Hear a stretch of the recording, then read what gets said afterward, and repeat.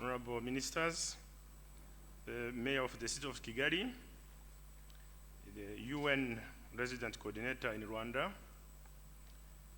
head of European Union delegation to Rwanda, head of United Nations agencies, member of the diplomatic corps, development partners, distinguished guests. I'm pleased to take part of this in this joint celebration of the 75th anniversary of the United Nations. I would like to thank the United Nations and the European Union in Rwanda for organizing this event.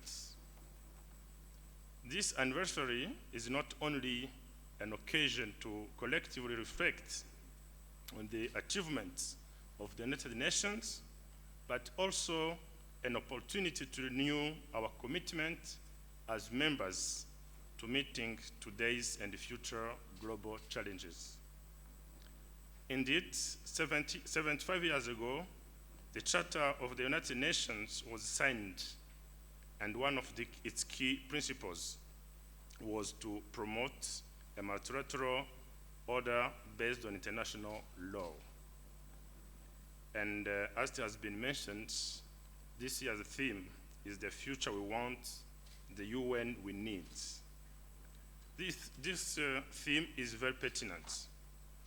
Therefore, the 75th anniversary of the UN should be a real occasion to renew our commitment to its values and take action to strengthen our international cooperation to address the future and the future global challenges.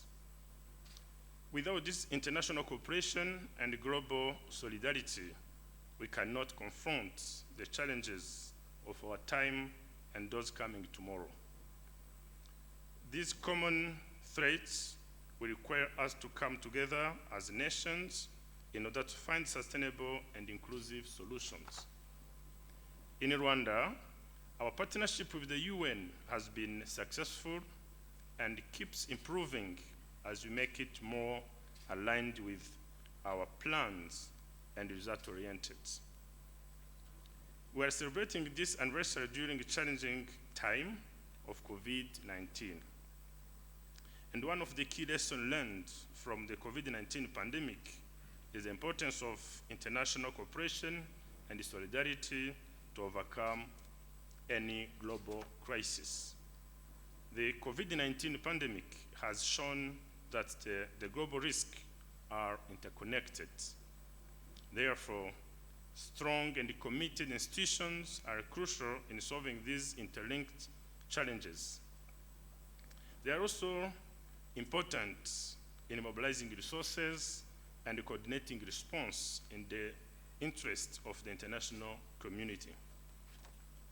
As we continue to advance our partnership toward delivering on the UN SDGs, I would like to mention that we are left with 10 years to achieve the Sustainable Development Goals. This pandemic will definitely threaten the progress made so far in achieving these goals. It may even reverse them if we don't act first and find ways to step up our effort to deliver a sustainable and equitable recovery. Distinguished guests, the government of Rwanda is fully committed to building cooperation and partnership as a key to accelerating progress toward sustainable development. Rwanda is already collaborating with UN through a very clear cooperation framework that contributes to Rwanda's progress towards delivering on the UN SDGs. In this regard, Rwanda has integrated and domesticated these global goals in national development strategy, such as NST1 and our new Vision 2050.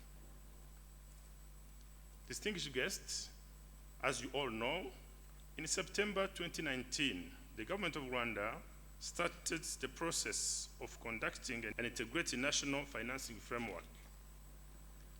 This mechanism will strengthen our capacity to mobilize resources required for the implementation of our national priorities and the 2030 agenda. I would therefore like to take this opportunity to commend the United Nations and the European Union for partnering with the government of Rwanda in designing and implementing this important initiative. On this note, I have the pleasure to officially launch the Rwanda's Integrated National Financing Framework. I thank you so much for your attention.